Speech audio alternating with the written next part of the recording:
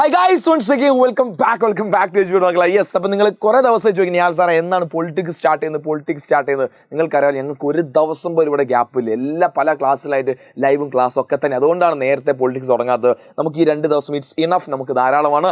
ഇന്നത്തെ വീഡിയോ നമ്മൾ ഡിസ്കസ് ചെയ്യാൻ വേണ്ടി നാളത്തെ നിങ്ങളെ എക്സാമിന്, അതായത് മറ്റന്നാൾ നടക്കാൻ വേണ്ടി ഇപ്പോൾ നിങ്ങളുടെ പൊളിറ്റിക്സിൻ്റെ പബ്ലിക് എക്സാമിന് +1 പബ്ലിക് എക്സാമിന് എസ് ഏത് ചോദ്യമാണ് ചോദിക്കുക. പലരും ഇമ്പ്രൂവ്മെൻറ്റ് എക്സാം എഴുതുന്ന കുട്ടികളുണ്ട്. നിങ്ങൾക്കും ഇത് ഹെൽപ്ഫുള്ളാണ്, നിങ്ങളിത് നോട്ട് ചെയ്തോളൂ.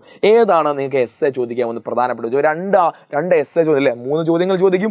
2 ചോദ്യം എഴുതിയാൽ മതി. ആ 2 ചോദ്യം പഠിച്ചാൽ 16 മാർക്ക് അവിടെ സെറ്റാണ്. ഒരു എസ് എ കൃത്യമായ രീതിയിൽ നമുക്ക് പ്രെഡിക്റ്റ് ചെയ്യാൻ സാധിച്ചാൽ നമ്മുടെ പകുതി സമാധാനമാണ് അല്ലേ. ക്ലിയർ അല്ലേ, പരിപാടി സെറ്റ് അല്ലേ? അപ്പോൾ നോക്കിയോ ഏതാക്കാണ് എക്സാമിന് എസ് എ ചോദിക്കാവുന്ന പ്രധാനപ്പെട്ട ചോദ്യങ്ങൾ. നമ്പർ 1 പിടിച്ചോ.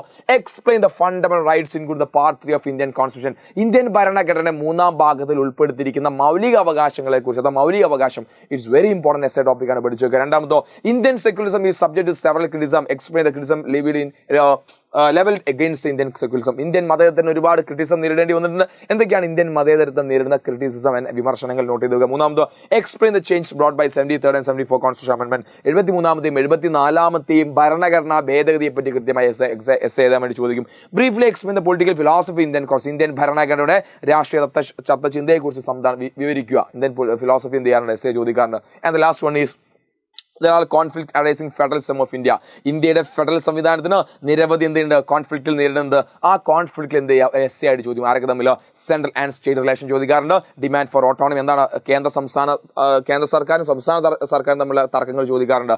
ഡിമാൻഡ് ഫോർ ഓട്ടോണമി, സ്വയംഭരണ അവകാശത്തിനായിട്ടുള്ള കാര്യങ്ങൾ ചോദിക്കാറുണ്ട്. ഡിമാൻഡ് ഫോർ ന്യൂ സ്റ്റേറ്റ്, പുതിയ രാഷ്ട്രം വേണമെന്ന ആവശ്യമായുള്ള വിഷയങ്ങൾ വരാറുണ്ട്. ആൻഡ് ഇന്റർ സ്റ്റേറ്റ് കോൺഫ്ലിക്റ്റ്, അന്തർ സംസ്ഥാന സംഘർഷങ്ങൾ അല്ലെങ്കിൽ തർക്കങ്ങൾ. ഇതൊക്കെയാണ് പ്രധാനപ്പെട്ട എസ് എ ടോപ്പിക്. ഇനി നിങ്ങൾക്ക് അറിയേണ്ടത് എനിക്ക് കൃത്യമായിട്ട്, നിഹാൽ സാറേ ഇതിപ്പോൾ നിങ്ങൾ 1, 2, 3, 4, 5 എസ് എ പറഞ്ഞിട്ടല്ലോ, 5 എണ്ണം ചോദിക്കില്ലല്ലോ, 2 നിഹാൽ സാറേ ചോദിക്കുക. ആ 2 ഒന്ന് പറഞ്ഞു തരുന്നല്ലേ.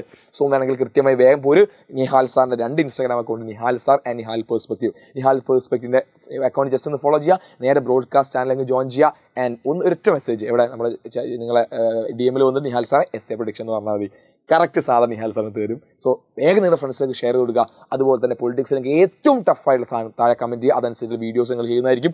കുറച്ച് സമയമുള്ളൂ, നേരം വെക്കേണ്ട. വേഗം തന്നെ നിങ്ങൾ ഫ്രണ്ട്സിന് ഷെയർ കൊടുക്കുക. വേഗം തന്നെ കമൻറ്റ് ചെയ്യുക. ആൻഡ് ലൈക്ക് ചെയ്യാൻ വേണ്ടി മറക്കരുത്. Like is very important. നിർബന്ധമായി നിങ്ങളുടെ ഒരു ലൈക്ക് നമ്മുടെ വീഡിയോക്ക് വേണം. അതുപോലെ തന്നെ ആദ്യമായി നമ്മുടെ എജ്യൂപോണ്ടക് ചാനൽ കാണുമെങ്കിൽ നിർബന്ധം സബ്സ്ക്രൈബ് ചെയ്തുക. നിങ്ങൾ എല്ലാ ഫ്രണ്ട്സിലേക്ക് ഒന്ന് ഷെയർ കൊടുക്കുക. പൊളിറ്റിക്സിന് ഒരു ടെൻഷനും വേണ്ട. പൊളിറ്റിക്സ് നാളെ എങ്ങനെയൊക്കെ എഴുതണം, ഏതൊക്കെ രീതിയിൽ എഴുതണം ഒക്കെ കൃത്യമായി ഞങ്ങൾ പറഞ്ഞുതരും. ലൈവിൽ കൃത്യസമയത്ത് അവിടെ ഉണ്ടായിരിക്കും. Live is very important. Okay, so എല്ലാവർക്കും ഓൾ ദി വെരി ബെസ്റ്റ്. നിങ്ങൾ പഠിച്ച കാര്യങ്ങളൊക്കെ പരീക്ഷ ചോദിക്കുള്ളൂ. ഒരു ടെൻഷനും വേണ്ട. എപ്പോഴും എനിക്ക് ഇൻസ്റ്റാഗ്രാമിൽ ഏറ്റവും കൂടുതൽ മെസ്സേജ് വരുന്നത് ടെൻഷൻ അടിച്ചിട്ട് ഒരു കാര്യമില്ല. ടെൻഷൻ അടിക്കുന്നതുകൊണ്ട് നമുക്ക് ഒരു ഉപകാരം കിട്ടണം. നമ്മുടെ നല്ലൊരു മൈൻഡ് നമ്മളവിടെ കളയുക മാത്രമാണ്. പരീക്ഷയെ പേടിക്കൊന്നും വേണ്ട. ഇതൊരു ഓപ്പർച്യൂണിറ്റിയാണ്. നല്ല മാർക്ക് സ്കോർ, ഹയർ എഡ്യൂക്കേഷൻ, നല്ല കോളേജിൽ അഡ്മിഷൻ കിട്ടാനുള്ള ഒരു ഓപ്പർച്യൂണിറ്റി അവസരമായിട്ട് മാത്രം, പോസിറ്റീവായിട്ട് മാത്രം നിങ്ങൾ പരീക്ഷയ്ക്കാണ്. എത്രത്തോളം എഫേർട്ട് അത്രത്തോളം റിസൾട്ട്. അതാ പരീക്ഷയുടെ ഒരു ഫിലോസഫിയോ. നിങ്ങൾ എത്രത്തോളം എഫേർട്ട് ഇടുന്നോ അത്രത്തോളം റിസൾട്ടാണ്. സോ ഉഷാറായിട്ടിരിക്കുക. എല്ലാ നിഹാൽ സാറുകളും കൂടെ ഉണ്ട്. So all the very best. അപ്പോൾ പറഞ്ഞ കാര്യങ്ങളൊന്നും മറക്കണ്ട. നേരെ അങ്ങോട്ട് പോരും, അവിടെ തരാം. So by.